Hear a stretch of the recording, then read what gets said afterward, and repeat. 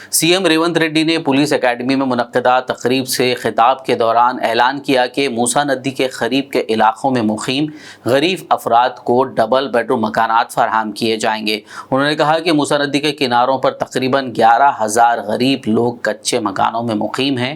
11 से 12,000 लोगों को डबल बेडरूम अलॉट करते हुए बावखार ज़िंदगी बसर करने उन्हें दूसरे मकामात पर दोबारा आबाद किया जाएगा।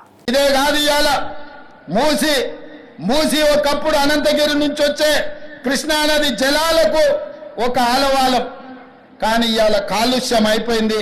ఇవాళ మన బతుకులను చిందరవందర చేస్తున్నాయి. నల్గొండ జిల్లా రైతులు ఇవాళ ఏడుస్తున్నారు. హైదరాబాద్ నగరంలో నుంచి వచ్చిన కాలుష్యం నల్గొండ ప్రజలకు చేరుతుంది. అక్కడ పంటలు కూడా విషమయం అయిపోయినాయి.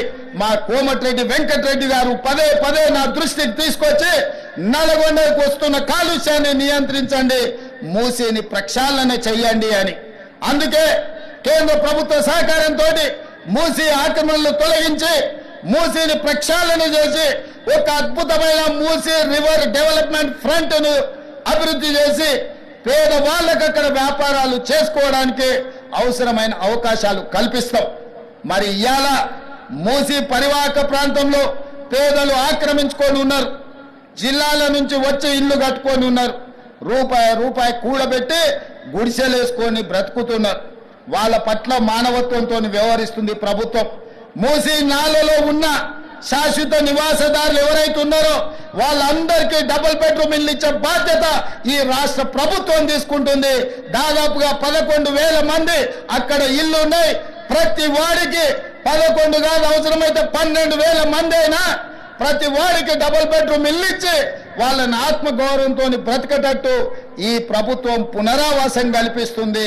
అట్లాంటి కార్యక్రమాలలో ఇవాళ శిక్షణ పొందిన ఈ ఎస్ఐలు ప్రజల సహకారం కోసం మీరు బాధ్యత తీసుకోవాలి.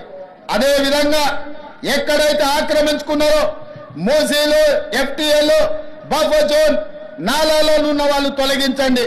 ప్రభుత్వ భూముల్లో లేకపోతే ప్రైవేట్ భూముల్లో అనుమతి లేకుండా కట్టుకున్న వాళ్ళని ఏదైనా రెగ్యులరైజ్ చేయడానికి స్కీమ్ ఉంది. కానీ ఎఫ్టీఎల్, బఫర్ జోన్ నాలాల వాటికి రెగ్యులరైజేషన్ స్కీమ్ లేదు. ఇవాళ కాకపోతే రేపైనా వాటిని తప్పకుండా తొలగిస్తాం.